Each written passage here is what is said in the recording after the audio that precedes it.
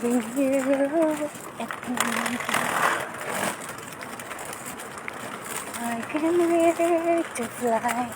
I feel like I'm alive. Good morning, everyone. Power Libby.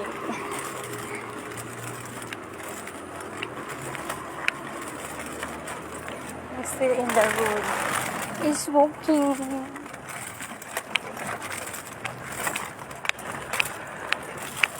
Ito ako dadaan sa kabila. Ang kalsada namin dito, palagi naman binabalita.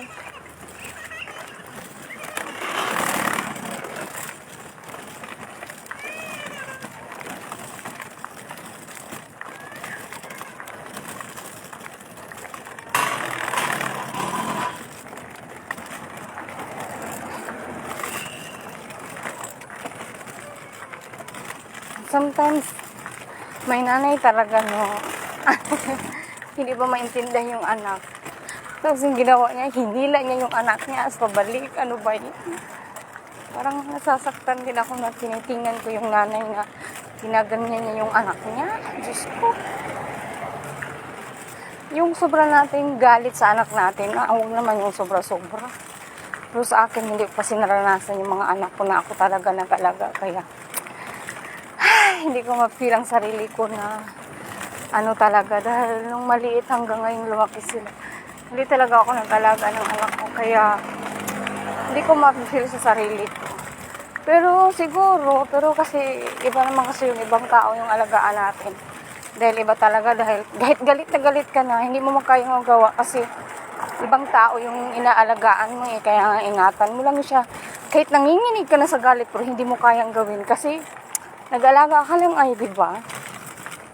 Hindi ko ma-realize na hindi ko ma-feel sa sarili ko na ngayon lang nakita ko yung nanay. Gusto niyang hinila yung anak niya kasi parang babalik sila. Hindi ko alam kung saan sila pupunta. Parang napifeel ko yung nasasaktan ako. Kasi nakita ko sa kanya na ano niya, hinila niya yung anak niya. Tapos yung bata na ano siya, nadapa. Kaya mas masakit din tingnan na kasi ako hindi ko kasi naranasan na ako talaga nag-alaga ng mga anak ko. Kaya hindi ko alam. Na-feel ko na masakit din kasi maliit pa siya. Maybe 5 years old. Tapos hinila niya. Hindi ko alam. Wala na. Nandun na sila bumalik eh. Hindi ko alam kung saan sila pupunta. Kaya parang napifeel ko rin na naawa din ako sa bata. Dahil sa akin hindi naman ako nag-alaga sa mga anak ko. Kaya hindi ko nag-feel sa sarili ko na ano. Pero minsan na-remember ko yung sarili ko na yung maliit pa yung panganay ko. Ako naman nag-alaga ng 2 taon yan. Sa sobrang galit ko, pinalo ko kasi sobrang galit. Hindi mo talaga maiwasan yan. Nagagalit ka sa mga anak mo. Pero ito yung sobra-sobra na. Hindi na po siguro pwede. Kaya siguro ganun ba na ma-realize mo sa sarili mo na hindi ka mag-alaga ng sarili mo. Kasi mga anak ko hindi ko talaga naalagaan. Umpisa ng maliit hanggang lumaki. Dahil nasa labas na ako. Yung mama ko talagang ano, napifeel mo yung mahal nila sa'yo at mahal nila ang mama ko. Yung maliit kasi sila. Si mama talaga ang nagpalaki. Kaya ano nila ako dahil alam naman nila lahat ng support ko. Full support ako sa kanila. Pero iba talaga talagang iba. Kaya sabi ko at the end of the day, hindi ko sila mabiblame. Kaya magsumikap ako para sa sarili ko dahil hindi natin alam. Pero feel ko naman yung anak ko na panganay kasi naalagaan ko naman yan. Pero yung 2 kong babae, si mama talaga. Kaya no choice. So sabi naman ng anak ko na panganay na mama, uwi ka na. Kaya na nating buhayin ang sarili natin.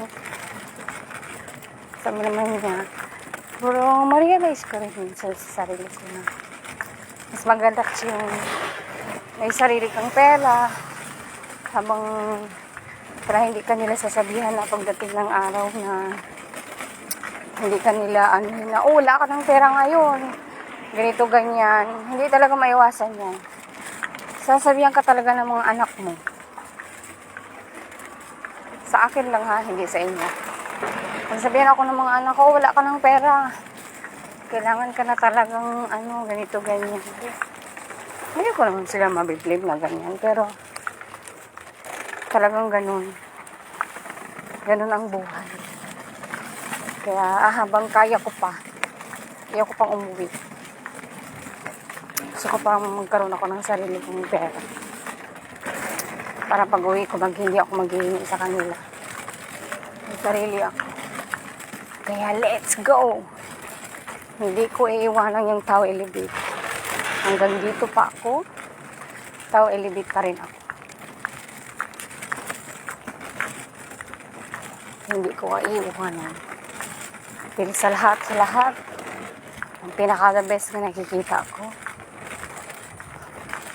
ang Tao Elevate. Kaya 4 na taon na kami.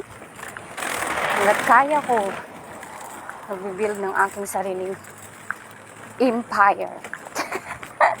Empire. Thank you. And God bless, nandito na ako sa bahay namin. Doon na po